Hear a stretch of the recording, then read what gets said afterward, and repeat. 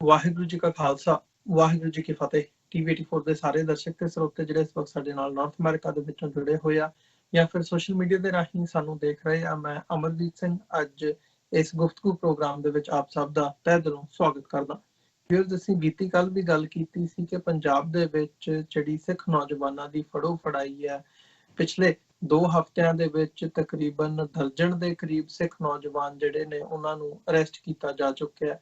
ਤੇ ਬੀਤੀ ਕੱਲ ਦੀ ਜਿਹੜੀ ਖਬਰ ਹੈ ਉਹ ਵੀ ਇਹੀ ਦਰਸਾ ਰਹੀ ਹੈ ਵੀ ਫੜੋ ਫੜਾਈ ਪਿਛਲੇ 24 ਘੰਟਿਆਂ ਦੇ ਵਿੱਚ ਜਾਂ ਛਾਪੇਮਾਰੀ ਪੰਜਾਬ ਪੁਲਿਸ ਵੱਲੋਂ ਕੀਤੀ ਜਾ ਰਹੀ ਹੈ। ਸਿੱਖ ਨੌਜਵਾਨਾਂ ਨੂੰ ਫੜਿਆ ਜਾ ਰਿਹਾ, ਉਹਨਾਂ ਨੂੰ ਹਰਾਸ ਕੀਤਾ ਜਾ ਰਿਹਾ ਹੈ। ਤੇ ਈਵਨ ਇੱਥੋਂ ਤੱਕ ਕਿ ਦਰਬਾਰ ਸਾਹਿਬ ਦੇ ਆਲੇ ਦੁਆਲੇ ਜਿਹੜੀ ਪੁਲਿਸ ਦੀ ਨਫਰੀ ਹੈ, ਵੱਡੇ ਲੈਵਲ ਦੇ ਉੱਤੇ ਪੁਲਿਸ ਫੋਰਸ ਜਿਹੜੀ ਆ ਉਹ ਤਾਇਨਾਤ ਕੀਤੀ ਗਈ ਹੈ। ਸੋ ਇਹ ਸਾਰਾ ਜਿਹੜਾ ਘਟਨਾਕ੍ਰਮ ਅਸੀਂ ਦੇਖ ਰਹੇ ਹਾਂ, ਦਿੱਲੀ ਦੇ ਵਿੱਚ, ਪਟਿਆਲੇ ਦੇ ਵਿੱਚ ਸਿੱਖ ਨੌਜਵਾਨਾਂ ਨੂੰ ਗ੍ਰਿਫਤਾਰ ਕਰਨਾ ਤੇ ਫਿਰ ਉਸ ਤੋਂ ਬਾਅਦ ਕੈਪਟਨ ਅਮਰਿੰਦਰ ਸਿੰਘ ਦੀ ਬਿਆਨਬਾਜ਼ੀ, ਇਹ ਸਾਰੇ ਘਟਨਾਕ੍ਰਮ ਦੇ ਨਾਲ ਕਿ ਜੀ ਖਾਲਿਸਤਾਨ ਕਿਸੇ ਨੂੰ ਨਹੀਂ ਚਾਹੀਦਾ, ਉਹਨਾਂ ਨੇ ਗਿਆਨੀ ਹਰਪ੍ਰੀਤ ਸਿੰਘ ਦੀ ਜਿਹੜੀ ਆ ਉਹ ਵਿਰੋਧਤਾ ਕੀਤੀ ਹੈ ਕੈਪਟਨ ਅਮਰਿੰਦਰ ਸਿੰਘ ਵੱਲੋਂ। ਫਿਰ ਇਹੀ ਸਾਰੇ ਦੇ ਚਲਦਿਆਂ ਪੰਜਾਬ ਦੇ ਡੀਜੀਪੀ ਵੱਲੋਂ ਵੀ ਜਿਹੜੀ ਹੈ ਇਸ ਲਾਈਨ ਦੇ ਉੱਤੇ ਕੈਪਟਨ ਅਮਰਿੰਦਰ ਸਿੰਘ ਦੀ ਹਮਾਇਤ ਦੇ ਨਾਲ ਨਾਲ ਪੰਜਾਬ ਦੇ ਵਿੱਚ ਸਿੱਖ ਨੌਜਵਾਨਾਂ ਨੂੰ ਜਿਹੜਾ ਆ ਹਰਾਸਮੈਂਟ ਦੇ ਥੱਲੇ ਜਾਂ ਉਹਨਾਂ ਦੀਆਂ ਗ੍ਰਿਫਤਾਰੀਆਂ ਦੇ ਥੱਲੇ ਲਾਈਨ ਲੈਣੀ। ਸੋ ਇਹ ਜਿਹੜਾ ਸਾਰਾ ਘਟਨਾਕ੍ਰਮ ਚੱਲ ਰਿਹਾ ਹੈ, ਕਿਤੇ ਨਾ ਕਿਤੇ ਇਹ ਜਿਹੜੀ ਇਸ ਵਕਤ ਕ੍ਰੈਕਡਾਊਨ ਹੈ, ਜਿਵੇਂ ਪਹਿਲਾਂ ਮੁਸਲਮਾਨਾਂ ਨੂੰ ਨਿਸ਼ਾਨਾ ਬਣਾਇਆ ਗਿਆ, ਹੁਣ ਪੰਜਾਬ ਦੇ ਵਿੱਚ ਸਿੱਖਾਂ ਨੂੰ ਨਿਸ਼ਾਨਾ ਬਣਾਉਣ ਦੀ ਨੀਤੀ ਦੇਖੀ ਜਾ ਰਹੀ ਹੈ। ਵਿਸ਼ੇਸ਼ ਕਰਕੇ ਜੇ ਇਸ ਦੇ ਵਿੱਚ ਜਦੋਂ ਇਹ ਸਾਰੀਆਂ ਗ੍ਰਿਫਤਾਰੀਆਂ ਦੀ ਗੱਲ ਕੀਤੀ ਜਾ ਰਹੀ ਹੈ ਤੇ ਇਹਦੇ ਵਿੱਚ ਰੈਫਰੈਂਡਮ 2020 ਦਾ ਵੀ ਇੱਕ ਵੱਡਾ ਰੋਲ ਹੈ। ਉਹਨਾਂ ਵੱਲੋਂ ਜਿਹੜੀ ਕਾਲ ਦਿੱਤੀ ਗਈ ਹੈ ਕਿ ਜੀ ਅਸੀਂ 4 ਜੁਲਾਈ ਤੋਂ ਪੰਜਾਬ ਦੇ ਵਿੱਚ, ਭਾਰਤ ਦੇ ਵਿੱਚ ਜਿਹੜੀ ਰੈਫਰੈਂਡਮ 2020 ਦੇ ਲਈ ਅਸੀਂ ਵੋਟਰ ਰਜਿਸਟ੍ਰੇਸ਼ਨ ਹੈ ਉਹ ਸ਼ੁਰੂ ਕਰਨ ਜਾ ਰਹੇ ਹਾਂ।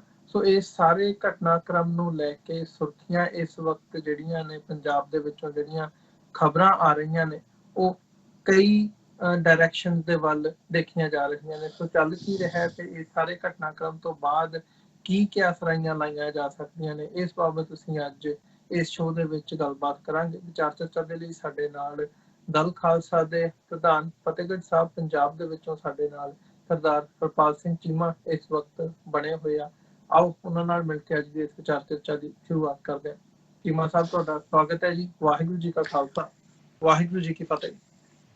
ਵਾਹਿਗੁਰੂ ਜੀ ਕਾ ਖਾਲਸਾ, ਵਾਹਿਗੁਰੂ ਜੀ ਕੀ ਫਤਿਹ ਜੀ। ਸ਼ੁਕਰੀਆ ਬਹੁਤ ਬਹੁਤ। ਦੇਖ ਰਹੇ ਹੋ ਇਹ ਜਿਹੜਾ ਸਾਰਾ ਘਟਨਾਕ੍ਰਮ ਚੱਲ ਰਿਹਾ ਹੈ, ਇਸ ਦੇ ਚੱਲਦਿਆਂ ਬੀਤੇ ਜਿਹੜੀਆਂ 24 ਘੰਟੇ ਦੀਆਂ ਖਬਰਾਂ ਨੇ ਉਹ ਛਾਪੇਮਾਰੀਆਂ ਪੰਜਾਬ ਪੁਲਿਸ ਵੱਲੋਂ ਛਾਪੇਮਾਰੀ ਕੀਤੀ ਜਾ ਰਹੀ ਹੈ, ਨੌਜਵਾਨਾਂ ਨੂੰ ਫੜਿਆ ਜਾ ਰਿਹਾ ਹੈ। ਇੱਦਾਂ ਦੀਆਂ ਜਿਹੜੀਆਂ ਖਬਰਾਂ ਨੇ ਹਜੇ ਕੰਕਰੀਟ ਨਹੀਂ ਸਾਹਮਣੇ ਆਈਆਂ ਕਿਉਂਕਿ ਮੇਨ ਸਟ੍ਰੀਮ ਮੀਡੀਆ ਦੇ ਵਿੱਚ ਨਹੀਂ ਆਇਆ, ਪਰ ਓਵਰਆਲ ਜਦੋਂ ਅਸੀਂ ਦੇਖ ਰਹੇ ਹਾਂ ਤੇ ਪਤਾ ਲੱਗ ਰਿਹਾ ਜਦੋਂ ਉੱਥੇ ਕਿਸੇ ਨਾਲ ਗੱਲ ਹੁੰਦੀ ਹੈ ਵੀ ਚੱਲ ਕੀ ਰਿਹਾ ਇਹ। ਤੇ ਖਾਸ ਤੌਰ ਤੇ ਜਿਹੜੀ ਇਹ 4 ਜੁਲਾਈ ਨੂੰ ਕਾਲ ਦਿੱਤੀ ਗਈ ਹੈ ਵੀ ਅਸੀਂ ਵੋਟਰ ਰਜਿਸਟ੍ਰੇਸ਼ਨ ਸ਼ੁਰੂ ਕਰਨੀ ਹੈ ਸਿੱਖ ਫॉर ਜਸਟਿਸ ਵੱਲੋਂ, ਉਸ ਨੂੰ ਮੁੱਖ ਰੱਖਦਿਆਂ ਜਿਹੜੀਆਂ ਇਹ ਗ੍ਰਿਫਤਾਰੀਆਂ ਹੋ ਰਹੀਆਂ ਨੇ। ਜਿਸ ਤਰੀਕੇ ਨਾਲ ਤੁਸੀਂ ਇਹ ਗੱਲ ਦੱਸੀ ਆ ਕਿ ਕਸ਼ਮੀਰ ਦੇ ਵਿੱਚ ਜਦੋਂ ਤੋਂ 370 ਦਾ ਜਿਹੜਾ ਇਹਨਾਂ ਨੇ ਐਕਟ ਹੈ ਉਹ ਤੋੜਿਆ, ਉਸ ਤੋਂ ਬਾਅਦ ਮੁਸਲਮਾਨਾਂ ਤੋਂ ਬਾਅਦ ਅਸੀਂ ਇਹ ਸਾਰੇ ਬੰਦੇ ਸੋਚਦੇ ਰਹੇ ਸੀ ਬਾਰੀ ਤਾਂ ਸਿੱਖ ਕੌਮ ਦੀ ਆਉਣ ਵਾਲੀ ਹੋਈ ਆ।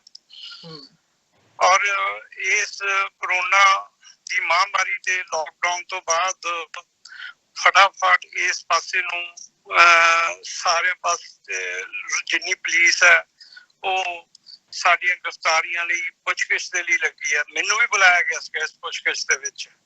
ਅੱਜ ਤੋਂ ਕੋਈ 2 ਵੀਕ ਪਹਿਲਾਂ ਮੈਨੂੰ ਖੰਨਾ ਪੁਲਿਸ ਨੇ ਬੁਲਾਇਆ। ਇੱਥੇ ਖੰਨੇ ਦੇ ਵਿੱਚ ਫੈਬਰਵਰੀ ਦੇ ਵਿੱਚ ਕੋਈ 2 ਸ਼ਿਵ ਸੈਨਾ ਦੇ ਸੀਗੇ ਆਗੂ, ਉਹਨਾਂ ਦੀ ਗੋਲੀਆਂ ਲੱਗੀਆਂ ਸੀਗੀਆਂ ਤੇ ਉਹਦੀ ਅੱਜ ਪੁੱਛਗਿੱਛ ਕਰ ਰਹੇ ਸੀ। ਉਸ ਪੁੱਛਗਿੱਛ ਦੇ ਵਿੱਚ ਇਹਨਾਂ ਨੇ ਖੰਨੇ ਦੇ 20 ਕਿਲੋਮੀਟਰ ਦੇ ਏਰੀਏ 'ਚ, 30 ਕਿਲੋਮੀਟਰ ਦੇ ਏਰੀਏ 'ਚ ਜਿੰਨੇ ਵੀ ਲੋਕ ਜਿਨ੍ਹਾਂ ਦੇ ਉੱਤੇ ਪੁਰਾਣੇ ਦਰਜ ਕੀਤੇ ਹੋਏ ਸੀਗੇ ਮਸਲੇ, FIR ਦਰਜ ਸੀਗੀਆਂ ਕੋਈ ਆਰਮਜ਼ ਐਕਟ ਦੇ ਥੱਲੇ ਜਾਂ ਐਕਸਪਲੋਸਿਵ ਐਕਟ ਦੇ ਥੱਲੇ, ਉਹਨਾਂ ਸਾਰਿਆਂ ਨੂੰ ਇਹਨਾਂ ਨੇ ਬੁਲਾਇਆ ਸੀਗਾ। ਮੈਨੂੰ ਵੀ 2-3 ਘੰਟੇ ਲਈ ਇਹਨਾਂ ਨੇ ਬੁਲਾ ਕੇ ਸਾਰੀ ਪੁੱਛਗਿੱਛ ਕੀਤੀ ਕਿ ਅੱਜ ਕੱਲ੍ਹ ਤੁਸੀਂ ਕੀ ਕਰ ਰਹੇ ਹੋ, ਬੀਬੀ ਦੇ ਨਾਲ ਤੁਹਾਡਾ ਕੀ ਰਾਬਤਾ ਆ, ਤੇ ਇਹ ਸਾਰੀ ਗੱਲਬਾਤ ਹੋਈ ਹੈ। ਤੇ ਹੁਣ ਬਿਲਕੁਲ ਇਹ ਜਿੰਨੀ ਵੀ ਹੁਣ ਗੁਰਦਾਸਪੁਰ ਤੇ ਅੰਮ੍ਰਿਤਸਰ ਦੇ ਏਰੀਏ ਦੇ ਵਿੱਚ ਪਿਛਲੇ 6-7 ਦਿਨਾਂ ਤੋਂ ਜਿੰਨੀ ਵੀ ਪੁੱਛਗਿੱਛ ਸੀ ਨਾ ਪੁਲਿਸ ਆਫੀਸਰ ਕਰ ਰਹੇ ਆ, ਉਹ ਸਿਰਫ ਤੇ ਸਿਰਫ ਇਸੇ ਗੱਲ ਕਰ ਰਿਹਾ ਕਿ ਅੰਤ ਨੂੰ ਉਹ ਪੁੱਛਦੇ ਹੀ ਆ ਵੀ ਤੁਹਾਡਾ ਬੀਵੀ ਦੇ ਨਾਲ ਕੀ ਤਾਲੁਕਾਤ ਹੈ। ਜੇ ਅਗਰ ਕੋਈ ਬੰਦਾ ਇਹ ਗੱਲ ਕਹਿ ਦਿੰਦਾ ਹੈ ਉਹਨਾਂ ਨੂੰ ਕਿ ਮੇਰਾ ਬੀਵੀ ਦੇ ਨਾਲ ਕੋਈ ਤਾਲੁਕਾਤ ਨਹੀਂ, ਤੇ ਉਸ ਬੰਦੇ ਨੂੰ ਮੁੜ ਕੇ ਛੱਡ ਦਿੰਦੇ ਆ। ਉਹ ਕਹਿੰਦੇ ਵੀ ਇਹੀ ਗੱਲ ਅਸੀਂ ਪੁੱਛਣੀ ਚਾਹੁੰਦੇ ਆ ਵੀ ਤੇਰੀ ਇਹਦੇ ਨਾਲ ਕੋਈ ਮੇਲ ਮਿਲਾਪ ਤੇ ਨਹੀਂ ਇਹਨਾਂ ਦੇ ਨਾਲ, ਤੁਹਾਡਾ ਤੁਸੀਂ ਇਹਨਾਂ ਦੇ ਨਾਲ ਵਰਕ ਤੇ ਨਹੀਂ ਕਰਦੇ, ਵਰਕਰ ਤੇ ਨਹੀਂ ਤੇ ਜਾਓ ਕਰਨ ਆਪਣਾ। ਔਰ ਬੰਦਿਆਂ ਨੂੰ ਵੀ ਉਹਨਾਂ ਨੂੰ ਪੁੱਛਦੇ ਨੇ ਜਿਹੜੇ ਬੰਦੇ ਸੋਸ਼ਲ ਮੀਡੀਆ ਦੇ ਉੱਤੇ ਜਿਹੜੀਆਂ ਖਾਲਿਸਤਾਨ ਦੀਆਂ ਕੋਈ ਪੋਸਟਾਂ ਹੁੰਦੀਆਂ ਨੇ, ਕੋਈ ਕਲਿਪਸ ਹੁੰਦੇ ਨੇ, ਕੋਈ ਆਡੀਓ ਹੁੰਦੀਆਂ ਨੇ, ਸੰਤਾਂ ਦੀਆਂ ਵੀਡੀਓ ਜਿਹੜੀਆਂ ਨੇ ਉਹ ਅੱਗੇ ਲਾਈਕਸ ਕਰ ਦਿੰਦੇ ਨੇ ਜਾਂ ਅੱਗੇ ਸ਼ੇਅਰ ਕਰ ਦਿੰਦੇ ਨੇ, ਜਾਂ ਜਿਹੜੇ ਖਾਲਿਸਤਾਨ ਸ਼ਬਦ ਬੋਲ ਦਿੰਦੇ ਨੇ ਆਪਣੇ ਕਮੈਂਟਸ ਦੇ ਵਿੱਚ ਲਾਈਕ ਕਰਕੇ ਖਾਲਿਸਤਾਨ ਜਿੰਦਾਬਾਦ ਕਹਿ ਦਿੰਦੇ ਨੇ, ਬੁਲਾਉਂਦੇ ਉਹਨਾਂ ਨੂੰ ਹੀ ਆ ਸਾਰਿਆਂ ਨੂੰ, ਉਹਨਾਂ ਨੌਜਵਾਨਾਂ ਹੀ। ਔਰ ਪੁੱਛਦੇ ਪਹਿਲਾਂ ਉਹਨਾਂ ਨੂੰ ਇਹ ਗੱਲ ਨਹੀਂ ਪੁੱਛਦੇ ਹੈਗੇ, ਜਿੱਦਾਂ ਅਸੀਂ ਪੁੱਛ ਪੜਤਾਲ ਕੀਤੀ ਹੈਗੀ ਤੁਸੀਂ ਤੁਹਾਡਾ ਵੀਜ਼ਾ, ਪਹਿਲਾਂ ਉਹਨਾਂ ਦੀ ਸਾਰੀ ਉਹਨਾਂ ਦੀ ਬਾਇਓ ਹਿਸਟਰੀ ਹੈ ਜਿਹੜੀ ਉਹਨਾਂ ਦੀ ਬਾਇਓਗ੍ਰਾਫੀ ਕਿ ਉਹਨਾਂ ਦੇ ਫਾਦਰ ਮਦਰ ਕਿੱਥੋਂ ਦੇ ਆ, ਪੂਰੀ ਉਹਨਾਂ ਦੀ ਫੈਮਿਲੀ ਹਿਸਟਰੀ ਪੁੱਛ ਕੇ ਉਹਨਾਂ ਦੇ ਮਾਮੇ ਤਾਏ ਚਾਚੇ ਜੋ ਸਾਰਾ ਕੁਝ ਪੁੱਛ ਪਛਾ ਕੇ ਤੇ ਐਂਡ ਦੇ ਉੱਤੇ ਉਹ ਇਹ ਗੱਲ ਪੁੱਛਦੇ ਆ ਵੀ ਤੁਹਾਡਾ ਇਹਨਾਂ ਨਾਲ ਕੀ ਲੈਣ ਦੇਣ ਜੀ। ਸੋ ਜੇ ਅਗਰ ਉਹ ਇਹ ਗੱਲ ਕਹਿ ਦਿੰਦੇ ਆ ਵੀ ਸਾਡਾ ਕੋਈ ਲੈਣ ਦੇਣ ਨਹੀਂ ਦੇਣਾ, ਅਸੀਂ ਤੇ ਜਾਣਦੇ ਵੀ ਨਹੀਂ ਹੈਗੇ ਇਸ ਗੱਲ ਨੂੰ, ਤੇ ਉਹ ਕਹਿੰਦੇ ਆ ਵੀ ਠੀਕ ਹੈ ਜਾਓ। ਕੋਈ ਜੇ ਅਗਰ ਕੋਈ ਬੰਦਾ ਕਹਿੰਦਾ ਵੀ ਠੀਕ ਆ ਉਹ ਖਾਲਿਸਤਾਨ ਦੀ ਗੱਲ ਕਰਦੇ ਆ ਜਾਂ ਖਾਲਿਸਤਾਨ ਦੀ ਰਿਫਰੈਂਡਮ ਪੈ ਰਿਹਾ ਅਸੀਂ ਵੋਟਾਂ ਪਾਉਂਦੇ ਆ ਜਾਂ ਉਹਨਾਂ ਦੀ ਗੱਲ ਅਸੀਂ ਕਰਦੇ ਆ, ਤੇ ਉਹਨੂੰ ਇਹ ਹਰਾਸ਼ ਕਰਦੇ ਆ। ਹਾਲੇ ਤੱਕ ਇਹਨਾਂ ਨੇ ਕੋਈ ਫੜਿਆ ਨਹੀਂ ਹੈਗਾ, ਸਿਰਫ ਹਰਾਸ਼ ਕਰਦੇ ਆ ਉਹਨੂੰ। ਅੱਜ ਬੁਲਾ ਲੈਣਗੇ, ਦੂਜੇ ਦਿਨ ਉਹਨੂੰ ਕਹਿਣਗੇ ਆਪਣੇ ਪਿੰਡ ਦੀ ਪੰਚਾਇਤ ਲਿਆ, ਆਪਣੇ ਮਦਰ ਫਾਦਰ ਨੂੰ ਨਾਲ ਲੈ ਕੇ ਆ, ਉਹ ਪੰਚਾਇਤ ਲੈ ਕੇ ਜਾਂਦਾ ਤੇ ਪੰਚਾਇਤ ਦੇ ਸਾਹਮਣੇ ਕਹਿਣਗੇ ਵੀ ਦੇਖੋ ਇਹ ਏਦਾਂ ਦੀਆਂ ਹਰਕਤਾਂ ਦੇ ਵਿੱਚ ਇਨਵੋਲਵ ਹੈ ਬੰਦਾ, ਤੇ ਪੰਚਾਇਤ ਦੇ ਸਾਹਮਣੇ ਉਹ ਤੋਂ ਇਹ ਗੱਲ ਕਹਾਉਣਗੇ ਵੀ ਨਹੀਂ ਜੀ ਮੈਂ ਅੱਜ ਤੋਂ ਬਾਅਦ ਕੋਈ ਏਦਾਂ ਦੀ ਪੋਸਟ ਨਹੀਂ ਕਰੂੰਗਾ, ਲਾਈਕ ਨਹੀਂ ਕਰੂੰ, ਕੋਈ ਸ਼ੇਅਰ ਨਹੀਂ ਕਰੂੰਗਾ, ਕੋਈ ਅੱਗੇ ਵਧੂੰਗਾ ਨਹੀਂ, ਸੋਸ਼ਲ ਮੀਡੀਆ ਤੇ ਕੋਈ ਏਦਾਂ ਕੰਮ ਨਹੀਂ ਕਰੂੰਗਾ, ਤੇ ਉਹਨੂੰ ਪੰਚਾਇਤ ਦੀ ਜ਼ਿੰਮੇਵਾਰੀ ਦੇ ਉੱਤੇ ਛੱਡ ਦਿੱਤਾ ਜਾਂਦਾ ਹੈ। ਸੋ ਇਹ ਹਰਾਸਮੈਂਟ ਹੈ ਜਿਹੜੀ ਸ਼ੁਰੂ ਕੀਤੀ ਹੋਈ ਹੈ ਪੰਜਾਬ ਪੁਲਿਸ ਨੇ ਕੋਈ 6-7 ਮਹੀਨਿਆਂ ਤੋਂ। ਜ਼ਿਆਦਾ ਉਹਦਾ ਕਾਰਨ ਇਹ ਹੈ ਕਿ ਉਧਰ ਸਿਕਸ ਫॉर ਜਸਟਿਸ ਵਾਲਿਆਂ ਨੇ ਵੀ ਮਤਲਬ ਇਹ ਡਿਕਲੇਅਰ ਕੀਤਾ ਕਿ 4 ਤਰੀਕ ਤੋਂ ਸਾਡੀ ਪੰਜਾਬ ਦੇ ਵਿੱਚ ਜਿਹੜੀ ਰਜਿਸਟ੍ਰੇਸ਼ਨ ਹੈ ਫॉर ਨਵੰਬਰ 2020 ਦੇ ਰੈਫਰੈਂਡਮ ਦੇ ਲਈ ਉਹ ਸ਼ੁਰੂ ਹੋਊਗੀ। ਔਰ ਪੰਜਾਬ ਦੇ ਵਿੱਚ ਜਿਹੜੀ ਇਹਦੀ ਸ਼ੁਰੂਆਤ ਹੈ ਉਹ ਅਕਾਲ ਤਖਤ ਸਾਹਿਬ ਤੋਂ 4 ਜੁਲਾਈ ਤੋਂ ਕੀਤੀ ਜਾਊਗੀ। ਔਰ ਜ਼ਿਆਦਾ ਉਹਨਾਂ ਨੇ ਜਿਹੜੀ ਤੁਸੀਂ ਗੱਲ ਕਹੀ ਹੈ ਕਿ ਜਿਹੜੀ ਪੁਲਿਸ ਅੱਜ ਅੰਮ੍ਰਿਤਸਰ ਦੇ ਵਿੱਚ ਹਰਿਮੰਦਰ ਸਾਹਿਬ ਦੇ ਆਲੇ ਦੁਆਲੇ ਲਾਈ ਹੋਈ ਹੈ, ਔਰ ਹਰਿਮੰਦਰ ਸਾਹਿਬ ਦੇ ਅੰਦਰ ਵੀ CID ਚੱਪੇ ਦੇ ਉੱਤੇ ਬੈਠੀ ਹੈ, ਮਤਲਬ ਜਿੰਨੀ ਵੀ ਸਾਰੀ CID ਹੈ ਉੱਥੇ ਬੁਲਾਈ ਹੋਈ ਹੈ, ਬਿਠਾਈ ਹੋਈ ਹੈ, ਸਿਰਫ ਇਸੇ ਗੱਲ ਕਰਕੇ ਕੋਈ ਬਾਹਰੋਂ ਆਣ ਕੇ ਮੁੰਡੇ ਅੰਦਰ ਆਣ ਕੇ ਕੋਈ ਏਦਾਂ ਦੀ ਅਰਦਾਸ ਦੀ ਜੋ ਉਹਨਾਂ ਨੇ ਡਿਕਲੇਅਰ ਕੀਤਾ ਕੋਈ ਕਰਕੇ ਨਾ ਜਾਵੇ ਜਾਂ ਕੋਈ ਏਦਾਂ ਦੀ ਗੱਲ ਨਾ ਵਾਪਰੇ, ਕੋਈ ਨਾ ਵਾਪਰੇ। ਸੋ ਇਹਨਾਂ ਨੂੰ ਮਤਲਬ ਸ਼ੱਕ ਕਿਸੇ ਗੱਲ ਦੇ ਉੱਤੇ, ਔਰ ਜਿੰਨੀ ਵੀ ਇਹਨਾਂ ਨੇ CID ਵਧਾਈ ਹੋਈ ਹੈ, ਜਿੰਨੀ ਵੀ ਇਹ ਹਰਾਸਮੈਂਟ ਕਰ ਰਹੇ ਆ, ਇਹ ਸਿਰਫ ਮਤਲਬ ਇਸ ਦੇ ਨਾਲ ਸੰਬੰਧਿਤ ਕਰ ਰਹੇ। ਔਰ ਜੋ ਤੁਸੀਂ ਇਹ ਗੱਲ ਕਹਿ ਰਹੇ ਸੀਗੇ ਕਿ ਜਿਹੜਾ ਪਿਛਲੇ ਦਿਨਾਂ ਦੇ ਵਿੱਚ CM ਨੇ ਇਹ ਗੱਲ ਕਹੀ ਹੈ ਵੀ ਕੋਈ ਨਹੀਂ ਪੰਜਾਬ ਦੇ ਵਿੱਚ ਸਿੱਖ ਹੈ ਜਿਹੜਾ ਕੋਈ ਨਹੀਂ ਚਾਹੁੰਦਾ ਖਾਲਿਸਤਾਨ, ਕੋਈ ਨਹੀਂ ਚਾਹੁੰਦਾ ਖਾਲਿਸਤਾਨ। ਇਹਦੀ ਗੱਲ ਦੇ ਉੱਤੇ ਅਸੀਂ ਇਹਦਾ ਗੱਲ ਕਹੀ ਸੀ, ਅਸੀਂ ਕਿਹਾ ਸੀ ਵੀ ਨਾ ਤਾਂ ਇਹ ਅਥਾਰਟੀ ਦੇ ਵਿੱਚ ਜਾਂ CM ਇਸ ਗੱਲ ਦੀ ਕਿ ਇਹ ਗੱਲ ਕਹਿ ਸਕੇ, ਸਿਰਫ ਸਿੱਖਾਂ ਦੀਆਂ ਭਾਵਨਾਵਾਂ ਨੂੰ ਪ੍ਰਗਟਾਉਣ ਦੀ ਕੋਈ ਅਥਾਰਟੀ ਹੈ ਅਕਾਲ ਤਖਤ ਸਾਹਿਬ। ਔਰ ਜਿਹੜਾ ਅਕਾਲ ਤਖਤ ਸਾਹਿਬ ਸੇਵਾਦਾਰ ਹੈ, ਕਾਰਜਕਾਰੀ ਸੇਵਾਦਾਰ ਹੈ ਜਾਂ ਉਹਦਾ ਸੇਵਾਦਾਰ ਹੈ, ਉਹ ਸਿੱਖ ਭਾਵਨਾਵਾਂ ਦਾ ਪ੍ਰਗਟਾਵਾ ਕਰ ਸਕਦਾ ਕਿ ਸਿੱਖ ਕੀ ਚਾਹੁੰਦੇ ਆ ਕੀ ਨਹੀਂ ਚਾਹੁੰਦੇ। ਜਿਹੜਾ ਚੀਫ ਮਿਨਿਸਟਰ ਹੈ ਉਹਦੇ ਕੋਲ ਕੋਈ ਪਾਵਰ ਨਹੀਂ ਹੈਗੀ ਕਿ ਉਹ ਇਹ ਗੱਲ ਕਹੇ, ਉਹ ਤਾਂ ਇੱਕ ਸਰਕਾਰ ਦਾ ਨੁਮਾਇੰਦਾ ਹੈ ਤੇ ਸਰਕਾਰ ਚਲਾਉਂਦਾ ਪੰਜਾਬ ਦੇ ਵਿੱਚ। ਉਹ ਸਿੱਖਾਂ ਦੀਆਂ ਭਾਵਨਾਵਾਂ ਦਾ ਕਿੱਦਾਂ ਮਤਲਬ ਰਹਿਨਮਾਈ ਕਰ ਸਕਦਾ ਔਰ ਕਿੱਦਾਂ ਇਹ ਗੱਲ ਕਹਿ ਸਕਦਾ ਵੀ ਕੋਈ ਸਿੱਖ ਨਹੀਂ ਚਾਹੁੰਦਾ ਹੈਗਾ ਇਹ ਗੱਲ। ਇਹ ਤਾਂ ਅਕਾਲ ਤਖਤ ਦੇ ਜਥੇਦਾਰ ਦਾ ਕਾਰਜ ਖੇਤਰ ਹੈ ਇਸ ਗੱਲ ਦੇ ਲਈ। ਸੋ ਇਹ ਸਿਰਫ ਇਸ ਗੱਲ ਦੇ ਲਈ ਜੇ ਅਗਰ ਤੁਸੀਂ ਇਹ ਗੱਲ ਮੰਨ ਲਈ ਜਾਵੇ, ਜੇ ਤੂੰ ਇਹ ਗੱਲ ਕਹਿਣਾ ਵੀ ਨਹੀਂ ਕੋਈ ਚਾਹੁੰਦਾ, ਤੇ ਤੁਹਾਨੂੰ ਇੰਨੀ ਜਿਹੜੀ ਬੁਰੇ ਤਰੀਕੇ ਦੇ ਨਾਲ ਜਿਹੜੀ ਤੁਸੀਂ ਪਿੰਡਾਂ ਦੇ ਵਿੱਚ ਘਰਾਂ ਦੇ ਵਿੱਚ ਲੋਕਾਂ ਦੇ ਜਾ ਕੇ ਛਾਪੇਮਾਰੀ ਕਰ ਰਹੇ ਹੋ, 2-2 3-3 ਵਾਰ ਉਹਨਾਂ ਦੇ ਘਰਾਂ ਦੇ ਵਿੱਚ ਜਾ ਕੇ ਆਉਂਦੇ ਹੋ। ਅੱਜ ਹੀ ਹੁਣੇ ਹੀ ਮੈਨੂੰ ਥੋੜੇ ਮਿੰਟ ਹੋਇਆ ਪਹਿਲਾਂ ਤੇ ਸਾਡੇ ਕੁਲਵੀਰ ਸਿੰਘ ਬੜਾ ਪਿੰਡ ਜਿਹੜੇ SGPC ਦੇ ਮੈਂਬਰ ਵੀ ਨੇ ਤੇ ਉਹ ਕਿਸੇ ਕੇਸ ਦੇ ਵਿੱਚ ਅੰਦਰ ਨੇ, ਜੇਲ੍ਹ ਦੇ ਵਿੱਚ ਨੇ, ਤੇ ਉਹਨਾਂ ਦੀ ਵਾਈਫ ਦਾ ਸਿੰਗਵੀ ਦਾ ਮੈਨੂੰ ਫੋਨ ਆਇਆ ਸੀ ਕਿ ਸਵੇਰੇ ਪਹਿਲਾਂ ਤਾਂ ਜਿਹੜਾ ਕਿਰਾਇਆ ਦਾ SHO ਆ ਉਹ ਸਵੇਰੇ ਪੁਲਿਸ ਆਈ 5 ਵਜੇ ਤੇ ਕਹਿੰਦੀ ਵੀ ਮੈਂ 4 ਵਜੇ ਆਪਣਾ ਨਿਤਨੇਮ ਕਰਕੇ ਸੌ ਜਾਨੀ ਆ 5 ਵਜੇ ਤੇ ਉਹਨੇ ਬੰਦੇ ਨੂੰ ਜਿਹੜਾ ਕਿ ਬੁਲਾਓ ਉਹਨੂੰ ਅੰਦਰ। ਉਹ ਕਹਿੰਦਾ ਵੀ ਮੈਂ ਨਹੀਂ ਬੁਲਾਉਣਾ ਹੈਗਾ ਤੇ ਫਿਰ 8-9 ਵਜੇ ਉੱਠਣਗੇ, ਤੁਸੀਂ 10 ਵਜੇ ਆ ਜਾਓ। 10 ਵਜੇ ਫਿਰ ਆਈ ਔਰ ਆਣ ਕੇ ਸਾਨੂੰ ਕਹਿੰਦੇ ਵੀ ਇੱਥੇ ਕੋਈ ਬੰਦਾ ਨਹੀਂ ਹੋਣਾ ਚਾਹੀਦਾ ਘਰ ਦੇ ਵਿੱਚ, ਤੁਸੀਂ ਕਿਤੇ ਵੀ ਜਾਣਾ ਸਾਨੂੰ ਦੱਸ ਕੇ ਜਾਓ, ਕਿਸੇ ਬੰਦੇ ਨੇ ਵੀ ਤੁਹਾਡੇ ਆਉਣਾ ਤਾਂ ਸਾਨੂੰ ਦੱਸੋ ਵੀ ਕੌਣ ਤੁਹਾਡੇ ਘਰ ਦੇ ਵਿੱਚ ਬੰਦਾ ਆ ਰਿਹਾ। ਅੱਬਲ ਤੇ ਜੇ ਕੋਈ ਆਉਂਦਾ ਹੈ ਤੇ ਉਹਨੂੰ ਇਹ ਗੱਲ ਕਹੋ ਕਿ ਤੂੰ ਸਾਡੇ ਘਰ ਦੇ ਵਿੱਚ ਨਾ ਆਏ। ਮਤਲਬ ਇਹ ਹਾਲਾਂਕਿ ਉਹ ਕੁਲਵੀਰ ਸਿੰਘ ਬੜਾ ਪਿੰਡ ਘਰ ਨਹੀਂ ਹੈਗੇ, ਉਹ ਜੇਲ੍ਹ ਦੇ ਵਿੱਚ ਨੇ ਤੇ ਉਹਨਾਂ ਦੀਆਂ ਵਾਈਫ ਨੂੰ ਇੰਸਟਰਕਸ਼ਨਾਂ ਦਿੱਤੀਆਂ ਜਾਂਦੀਆਂ ਨੇ ਔਰ ਸਵੇਰੇ 10 ਵਜੇ ਬੰਦਾ ਆਇਆ, ਸ਼ਾਮ ਨੂੰ ਫਿਰ 5 ਵਜੇ SHO ਕਹਿੰਦੀ ਆਪ ਆਇਆ ਪੁਲਿਸ ਲੈ ਕੇ ਦੇਖਣ ਦੇ ਲਈ।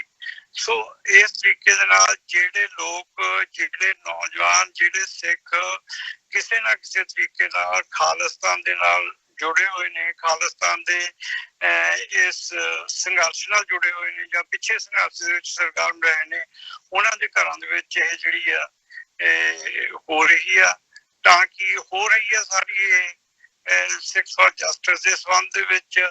ਤੇ ਨੰਬਰ 2 ਦੇ ਉੱਤੇ ਜਿਹੜਾ ਖਾਲਿਸਤਾਨ ਦਾ ਇਸ਼ੂ ਬਣਾ ਕੇ ਲੋਕਾਂ ਨੂੰ ਹਰਾਸ ਕੀਤਾ ਜਾਵੇ, ਇਹ ਉਦਾਂ ਦੀ ਕੋਈ ਗੱਲ ਹੈ ਜਿੱਦਾਂ ਦੀ ਪਹਿਲਾਂ 85-6 ਦੇ ਵਿੱਚ ਜਿੱਦਾਂ ਪੁਲਿਸ ਕਰਦੀ ਹੁੰਦੀ ਸੀਗੀ।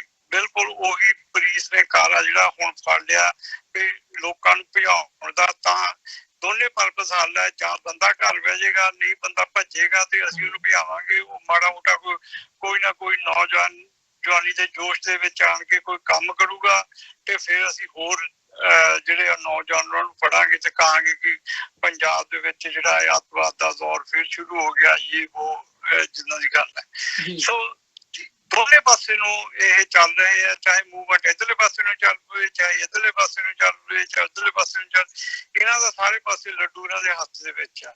ਸੋ ਅਸੀਂ ਤਾਂ ਇਸ ਗੱਲ ਦੇ ਲਈ ਪੰਜਾਬ ਦੇ ਨੌਜਵਾਨਾਂ ਨੂੰ ਵੀ ਅਪੀਲ ਕਰਦੇ ਹਾਂ ਕਿ ਬਹੁਤ ਹੋਸ਼ ਨਾਲ ਤੇ ਜੋਸ਼ ਤੁਹਾਡੇ ਵਿੱਚ ਹੈ, ਮੂਵਮੈਂਟ ਦੇ ਨਾਲ ਅਸੀਂ ਰਹਿਣਾ ਆ। ਖਾਲਿਸਤਾਨ ਸਾਡਾ ਸੰਘਰਸ਼ ਹੈ, ਅਸੀਂ ਖਾਲਿਸਤਾਨ ਦੀ ਮੰਜ਼ਿਲ ਨੂੰ ਪ੍ਰਾਪਤ ਕਰਨੀ ਹੈ, ਪਰ ਅਸੀਂ ਏਦਾਂ ਦਾ ਕੋਈ ਕੰਮ ਨਹੀਂ ਕਰਨਾ ਜਿਹਦੇ ਨਾਲ ਕਿ ਸਰਕਾਰ ਨੂੰ ਇਸ ਗੱਲ ਦਾ ਮੌਕਾ ਦਿੱਤਾ ਜਾਵੇ ਕਿ ਉਹ ਸਾਨੂੰ ਹਰਾਸਮੈਂਟ ਕਰੇ, ਸਾਡੇ ਮਾਂ ਬਾਪਾਂ ਨੂੰ ਹਰਾਸਮੈਂਟ ਕਰੇ, ਸਾਡੇ ਰਿਸ਼ਤੇਦਾਰਾਂ ਨੂੰ ਹਰਾਸਮੈਂਟ ਕਰੇ। ਪਰ ਅਸੀਂ ਮੂਵਮੈਂਟ ਦੇ ਨਾਲ ਵੀ ਜੁੜੇ ਰਹਿਣਾ ਔਰ ਅਸੀਂ ਮੂਵਮੈਂਟ ਦੇ ਸੰਬੰਧ ਵਿੱਚ ਕੋਈ ਵੀ ਕਾਰਜ ਹੈ ਉਹ ਵੀ ਪੂਰੇ ਕਰਨੇ ਆ ਹਰ ਹਾਲਤ ਦੇ ਵਿੱਚ। ਪਰ ਅਸੀਂ ਇਹਨਾਂ ਨੂੰ ਮੌਕਾ ਵੀ ਨਹੀਂ ਦੇਣਾ ਏਦਾਂ ਦਾ ਕਿ ਇਹਨਾਂ ਨੂੰ ਮੌਕਾ ਦਿੱਤਾ ਜਾਵੇ ਤਾਂ ਕਿ ਸਾਡੀਆਂ ਧੀਆਂ ਭੈਣਾਂ ਦੀ, ਸਾਡੇ ਘਰਦਿਆਂ ਦੀ ਬੇਇੱਜ਼ਤੀ ਕਰਨ ਇਸ ਗੱਲ ਦੇ ਲਈ। ਸੋ ਇਹ ਘਟਨਾਕ੍ਰਮ ਹੈ ਜੋ ਪੰਜਾਬ ਦੇ ਵਿੱਚ ਚੱਲ ਰਿਹਾ। ਜੇ ਅਸੀਂ ਕਾਨੂੰਨੀ ਨੁਕਤਾ ਨਿਗਾਹ ਤੋਂ ਦੇਖੀਏ, ਤੁਸੀਂ ਉਹਦੇ ਨਾਲ ਵੀ ਜੁੜੇ ਹੋਏ ਹੋ। ਹੁਣ ਖਾਲਿਸਤਾਨ ਜਾਂ ਰਾਈਟ ਟੂ ਸੈਲਫ ਡਿਟਰਮੀਨੇਸ਼ਨ ਦੀ ਜਿਹੜੀ ਗੱਲ ਹੈ ਉਹ ਭਾਰਤ ਦਾ ਸੰਵਿਧਾਨ ਵੀ ਇਜਾਜ਼ਤ ਦਿੰਦਾ। ਇੱਥੋਂ ਤੱਕ ਸੁਪਰੀਮ ਕੋਰਟ ਦਾ ਜਿਹੜਾ ਹੁਕਮ ਹੈ ਉਸ ਇੱਕ ਵਰਡਿਕਟ ਦੇ ਵਿੱਚ ਵੀ ਇਹ ਗੱਲ ਸਾਹਮਣੇ ਆ ਚੁੱਕੀ ਹੈ ਕਿ ਜੇ ਤੁਸੀਂ ਪੀਸਫੁਲੀ ਡਿਮਾਂਡ ਕਰਦੇ ਹੋ, ਗੱਲ ਕਰਦੇ ਹੋ, ਆਵਾਜ਼ ਚੁੱਕਦੇ ਹੋ, ਆਪਣੇ ਹੱਕਾਂ ਦੀ ਗੱਲ ਕਰਦੇ ਹੋ, ਉਹਦੇ 'ਚ ਕਿਸੇ ਤਰ੍ਹਾਂ ਦੀ ਕੋਈ ਮਨਾਹੀ ਨਹੀਂ ਹੈ ਤੇ ਕੋਈ ਵੀ ਤੁਹਾਨੂੰ ਰੋਕ ਨਹੀਂ ਸਕਦਾ। ਫਿਰ ਜਿਹੜੇ ਇਹ ਸਾਰੇ ਕਦਮ ਪੁੱਟੇ ਜਾ ਰਹੇ ਆ ਪੰਜਾਬ ਸਰਕਾਰ ਵੱਲੋਂ, ਪੰਜਾਬ ਪੁਲਿਸ ਵੱਲੋਂ, ਹਰਾਸਮੈਂਟ ਕੀਤੀ ਜਾ ਰਹੀ ਹੈ ਸਿੱਖ ਨੌਜਵਾਨਾਂ ਦੀ, ਬੇਵਜ੍ਹਾ ਖੱਜਲ ਕੀਤਾ ਜਾ ਰਿਹਾ ਹੈ, ਇਹ ਕੀ ਪਾਰਟ ਕੀ ਹੈ ਇਹ ਸਾਰਾ ਜਿਹੜਾ ਚੱਲ ਰਿਹਾ ਹੈ? ਜਾਂ ਇਹ ਕਹਿ ਲਿਆ ਜਾਵੇ ਵੀ ਕਿਤੇ ਨਾ ਕਿਤੇ ਇਹ ਸੰਕੇਤ ਤਾਂ ਨਹੀਂ ਆਉਣ ਵਾਲੇ ਸਮੇਂ ਦੇ ਵਿੱਚ ਵੱਡੇ ਲੈਵਲ ਤੇ ਕੋਈ ਕ੍ਰੈਕਡਾਊਨ ਕਰਨ ਦਾ ਸਿੱਖ ਨੌਜਵਾਨਾਂ ਦੇ ਉੱਤੇ? ਬਿਲਕੁਲ ਇਹ ਵੀ ਹੋ ਸਕਦਾ ਔਰ ਮੈਂ ਤੁਹਾਨੂੰ ਇਹ ਗੱਲ ਕਹਿਣਾ ਵੀ ਇਹਨਾਂ ਦੇ ਤਾਂ ਦੋਨੇ ਹੱਥਾਂ 'ਚ ਲੱਡੂ ਹੈ। ਜੇ ਇਸ ਹਰਾਸਮੈਂਟ ਦੇ ਨਾਲ ਕੋਈ ਘਰੋਂ 100-200 ਨੌਜਵਾਨ ਪੰਜਾਬ ਦੇ ਵਿੱਚੋਂ ਫਰਾਰ ਹੋ ਜਾਵੇ ਘਰੋਂ, ਔਰ ਘਰੋਂ ਫਰਾਰ ਹੋ ਕੇ ਕੋਈ ਜੋਸ਼ ਦੇ ਵਿੱਚ ਆਣ ਕੇ ਉਹ 19 ਕੰਮ ਛੋਟਾ ਮੋਟਾ ਕਰਦੇ ਆ ਤੇ ਇਹਨਾਂ ਦਾ ਤਾਂ ਵੀ ਠੀਕ ਹੈ ਵੀ ਇਹਨਾਂ ਦਾ ਫਿਰ ਇਹਨਾਂ ਦੀ ਲਾਠੀ ਚੱਲੇਗੀ ਇਸ ਗੱਲ ਦੇ ਲਈ ਕਿ ਪੰਜਾਬ ਦੇ ਵਿੱਚ ਦੇਖੋ ਅੱਤਵਾਦੀ ਆ ਗਏ ਆ, ਪੰਜਾਬ 'ਚ ਅੱਤਵਾਦ ਸ਼ੁਰੂ ਹੋ ਗਿਆ ਦੁਬਾਰਾ। ਤਾਂ ਵੀ ਪੁਲਿਸ ਦੀ ਜਿਹੜੀ ਮਨਸ਼ਾ ਆ ਕਿ ਇਹਨਾਂ ਨੌਜਵਾਨਾਂ ਨੂੰ ਮਾਰਿਆ ਜਾਵੇ, ਕੁੱਟਿਆ ਜਾਵੇ, ਇਹਨਾਂ ਦੇ ਘਰਦਿਆਂ ਦੀ ਬੇਇੱਜ਼ਤੀ ਕੀਤੀ ਜਾਵੇ, ਉਹ ਵੀ ਇਸ ਤਰੀਕੇ ਦੇ ਨਾਲ ਹੱਲ ਹੁੰਦੀ ਹੈ। ਇਹ ਬਿਲਕੁਲ ਮਤਲਬ ਇੱਥੇ ਸੰਵਿਧਾਨ ਦੀ ਤੇ ਕੋਈ ਗੱਲ ਹੀ ਨਹੀਂ। ਤੁਸੀਂ ਕੋਈ ਗੱਲ ਇਹ ਤੇ ਗੱਲ ਕਹਿ ਨਹੀਂ ਸਕਦੇ ਪੰਜਾਬ ਦੇ ਵਿੱਚ ਵੀ ਆਹ ਸੰਵਿਧਾਨਿਕ ਹੱਕ ਹੈ ਸਾਡਾ ਔਰ ਇਹ ਹੱਕ ਸਾਨੂੰ ਮਿਲਣਾ ਚਾਹੀਦਾ।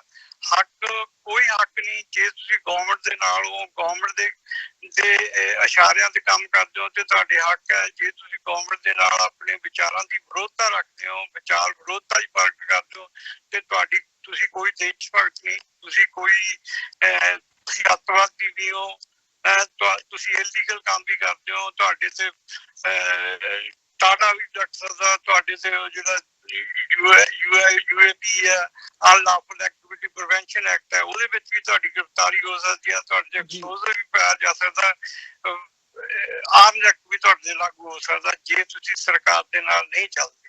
ਸੋ ਇਹ ਜਿਹੜਾ ਏਦਾਂ ਦਾ ਨਿਰਪਾਕ ਕੰਮ ਹੈ, ਇਹ ਤਾਂ ਹੁਣ ਤਾਂ ਨਹੀਂ, ਇਹ ਤਾਂ 1982 ਤੋਂ ਚੱਲਿਆ ਆ ਰਿਹਾ। ਜਿਸ ਤਰੀਕੇ ਦੇ ਨਾਲ ਪੰਜਾਬ ਦੇ ਵਿੱਚ ਸਾਰਾ ਦੌਰ ਵਾਪਰਿਆ, ਉਹ ਇਸੇ ਤਰੀਕੇ ਨਾਲ ਵਾਪਰਿਆ। ਉਹਦੀ ਸਭ ਤੋਂ ਵੱਡਾ ਰੋਲ ਹੀ ਪੁਲਿਸ ਦਾ ਸੀਗਾ, ਨੌਜਵਾਨਾਂ ਨੂੰ ਹਰਾਸ ਕਰਨ ਦਾ, ਉਹਨਾਂ ਨੂੰ ਘਰੋਂ ਭਜਾਉਣ ਦਾ, ਉਹਨਾਂ ਨੂੰ ਕੁੱਟਮਾਰ ਕਰਨ ਦਾ ਤਾਂ ਕਿ ਉਹ ਘਰ ਤੋਂ ਭੱਜਣ ਔਰ ਫਿਰ ਉਹਨਾਂ ਦੇ ਉੱਤੇ ਝੂਠੇ ਕੇਸ ਪਾਏ ਜਾਣ।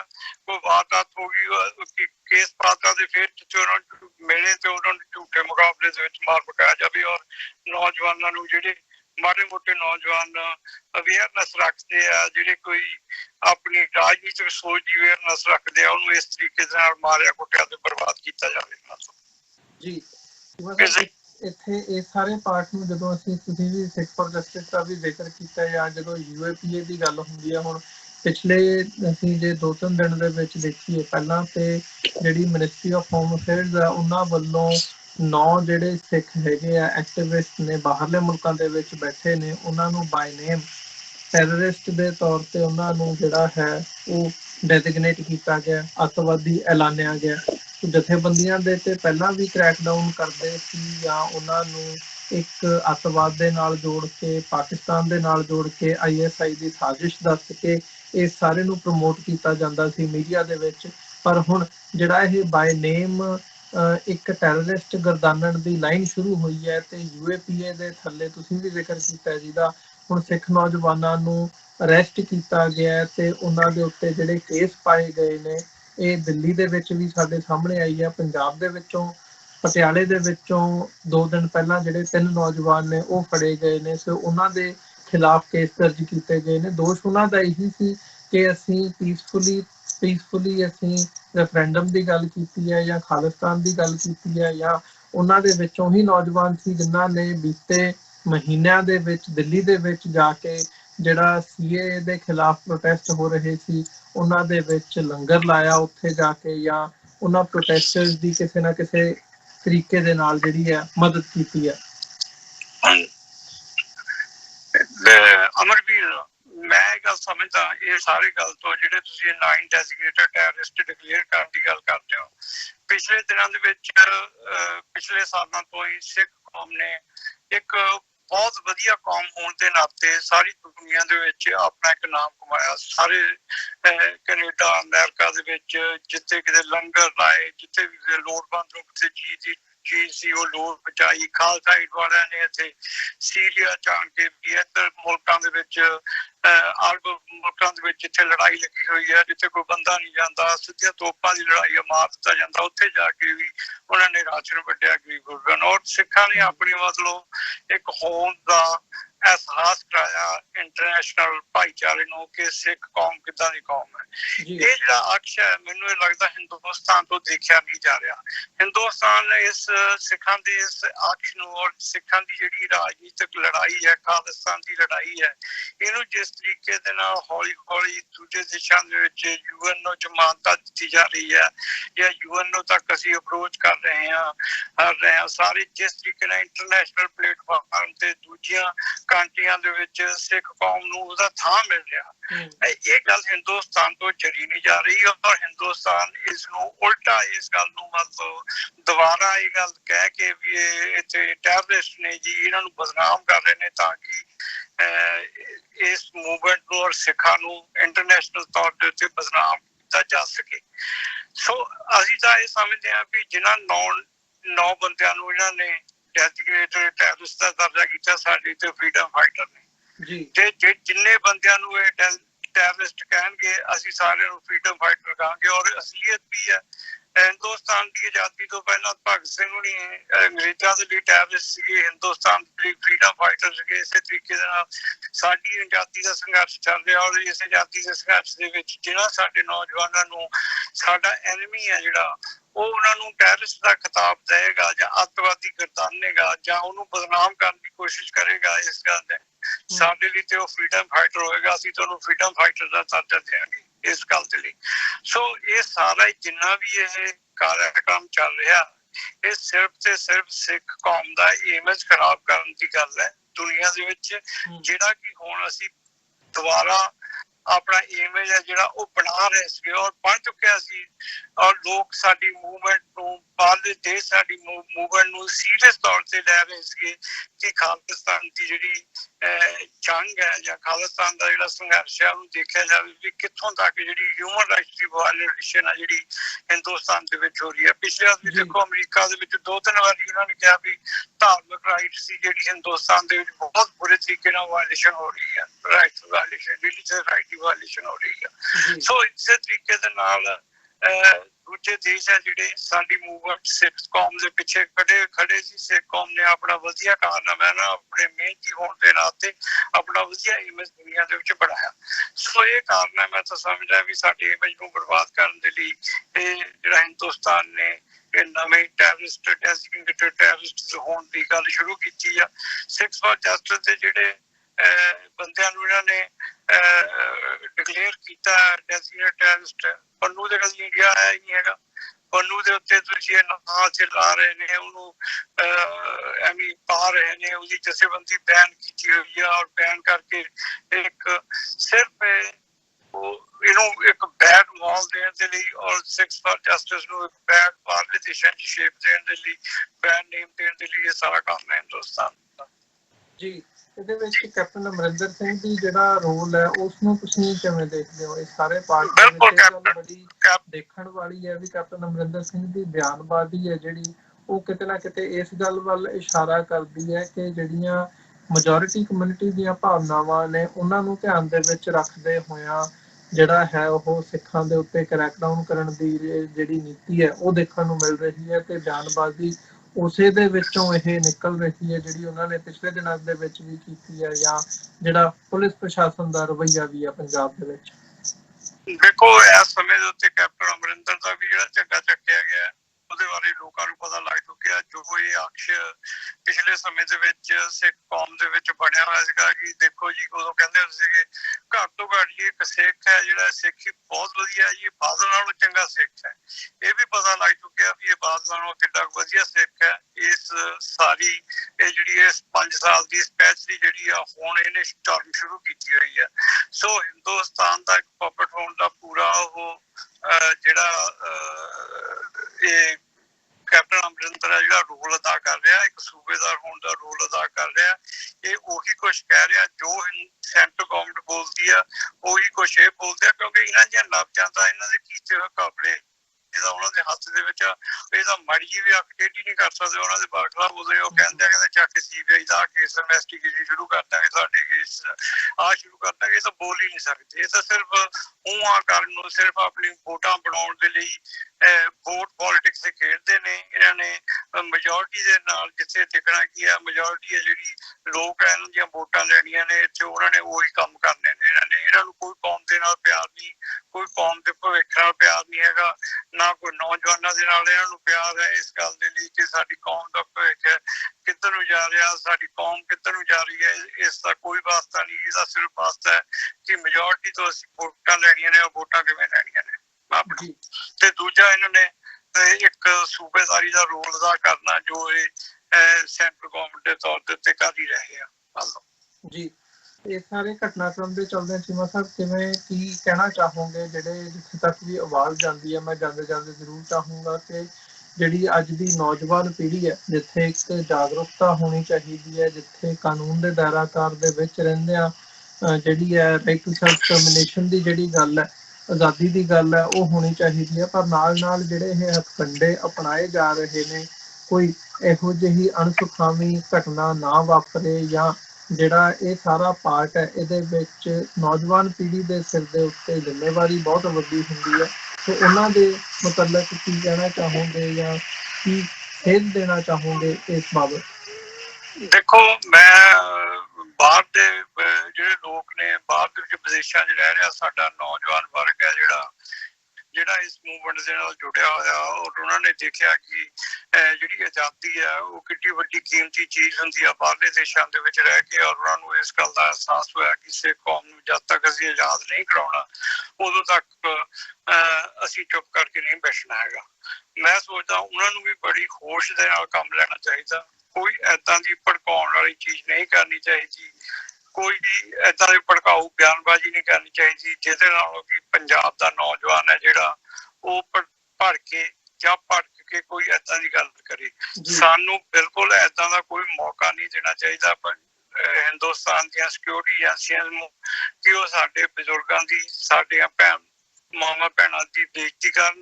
ਔਰ ਜਾਂ ਜੇ ਬਿਲਕੁਲ ਅਸੀਂ ਸਿਧਾਂਤਾਂ ਤੇ ਖੜੇ ਹਾਂ, ਅਸੀਂ ਆਪਣੀ ਲੜਾਈ ਦੇ ਨਾਲ ਖੜੇ ਹਾਂ ਔਰ ਅਸੀਂ ਆਜ਼ਾਦੀ ਖਾਲਿਸਤਾਨ ਦੀ ਚਾਹੁੰਦੇ ਹਾਂ। ਹਰ ਹਾਲ ਦੇ ਵਿੱਚ ਅਸੀਂ ਡੈਮੋਕ੍ਰੇਟਿਕ ਤਰੀਕੇ ਨਾਲ ਲੈਣਾ ਵੀ ਆ, ਅਸੀਂ ਸੈਲਫ ਡਿਟਰਮੀਨੇਸ਼ਨ ਵੀ ਦੇ ਥੱਲੇ ਰਾਈਟ ਵੀ ਚਾਹੁੰਦੇ ਹਾਂ ਕਿ ਸਾਨੂੰ ਸੈਲਫ ਡਿਟਰਮੀਨੇਸ਼ਨ ਦਾ ਰਾਈਟ ਦਿੱਤਾ ਜਾਵੇ। ਉਹ UN ਨੂੰ ਜਾਂ ਇੰਡੀਆ ਗੌਰਮੈਂਟ ਉਹ ਕਰਾ ਦੇ। ਹੋਰ ਦੇਸ਼ਾਂ ਦੇ ਵਿੱਚ ਬਥੇਰੇ ਦੂਜੇ ਦੇਸ਼ਾਂ ਨੂੰ ਮਿਲਿਆ, ਸਾਡੇ ਦੇਸ਼ਾਂ ਨੂੰ ਵੀ ਮਿਲੇ। ਸੋ ਇਸ ਸਮੇਂ ਦੇ ਉੱਤੇ ਸਭ ਤੋਂ ਜ਼ਰੂਰੀ ਗੱਲ ਇਹ ਹੈ ਕਿ ਨੌਜਵਾਨਾਂ ਨੂੰ ਬੜੇ ਸੰਭਾਲ ਕੇ ਰੱਖਣ ਦੀ ਗੱਲ ਹੈ ਔਰ ਇਹਨਾਂ ਨੂੰ ਕੋਈ ਵੀ ਏਦਾਂ ਦੀ ਭੜਕਾਊ ਬਿਆਨਬਾਜ਼ੀ 'ਚ ਨਹੀਂ ਪਾਉਣਾ ਚਾਹੀਦਾ ਤਾਂ ਕਿ ਇਹ ਭੜਕ ਕੇ ਜਾਂ ਕੋਈ ਵੀ ਨੌਜਵਾਨ ਕੋਈ ਏਦਾਂ ਦਾ ਕੰਮ ਕਰੇ ਜਿਸ ਦੇ ਨਾਲ ਕਿ ਇਸ ਗੌਰਮੈਂਟ ਨੂੰ ਮੌਕਾ ਮਿਲੇ ਕਿ ਸਾਨੂੰ ਹਿੰਦੁਸਤਾਨ ਵਾਲਿਆਂ ਨੂੰ, ਸਾਨੂੰ ਪੰਜਾਬ ਨੂੰ ਜਾਂ ਸਿੱਖਾਂ ਨੂੰ ਇੰਟਰਨੈਸ਼ਨਲ ਲੈਵਲ ਦੇ ਉੱਤੇ ਬਦਨਾਮ ਕਰ ਸਕਣ। ਮੈਂ ਇਹੀ ਗੱਲ ਕਹਿਣੀ ਚਾਹੁੰਦਾ ਨੌਜਵਾਨਾਂ ਨੂੰ। ਮਤਲਬ ਬਹੁਤ ਬਹੁਤ ਧੰਨਵਾਦ, ਤੁਸੀਂ ਆਪਣਾ ਸਮਾਂ ਕੱਢਿਆ ਸਾਡੇ ਨਾਲ ਵਿਚਾਰਾਂ ਦੀ ਸਾਂਝ ਪਾਈ ਹੈ। ਫਤਿਹ ਜੀ, ਸਾਂਝ ਪਾਈ ਹੈ ਜੀ ਅੰਤ ਦੇ ਵਿੱਚ। ਵਾਹਿਗੁਰੂ ਜੀ ਕਾ ਖਾਲਸਾ, ਵਾਹਿਗੁਰੂ ਜੀ ਕੀ ਫਤਿਹ। ਉਮੀਦ ਕਰਦੇ ਹਾਂ ਜਿਹੜੀ ਅੱਜ ਦੀ ਇਹ ਸਾਡੀ ਵਿਚਾਰ ਚਰਚਾ ਸੀ ਸਰਦਾਰ ਸੁਖਪਾਲ ਸਿੰਘ ਚੀਮਾ ਹੋਰਾਂ ਦੇ ਨਾਲ, ਦਲ ਖਾਲਸਾ ਦੇ ਪ੍ਰਧਾਨ ਪੰਜਾਬ ਦੇ ਵਿੱਚੋਂ, ਉਹਨਾਂ ਨੇ ਜਿਹੜਾ ਇਹ ਸਾਰਾ ਘਟਨਾਕ੍ਰਮ ਚੱਲ ਰਿਹਾ ਹੈ ਜਾਂ ਹਰਾਸਮੈਂਟ ਕੀਤੀ ਜਾ ਰਹੀ ਹੈ ਸਿੱਖ ਨੌਜਵਾਨਾਂ ਦੀ, ਕੇਸ ਪਾਏ ਜਾ ਰਹੇ ਆ ਉਹਨਾਂ ਦੇ ਉੱਤੇ UAPA ਦੇ ਥੱਲੇ, ਇਸ ਬਾਬਤ ਉਹਨਾਂ ਨੇ ਜਿੱਥੇ ਜਾਣਕਾਰੀ ਦਿੱਤੀ ਹੈ ਗਰਾਊਂਡ ਲੈਵਲ ਤੇ ਕੀ ਚੱਲ ਰਿਹਾ ਹੈ।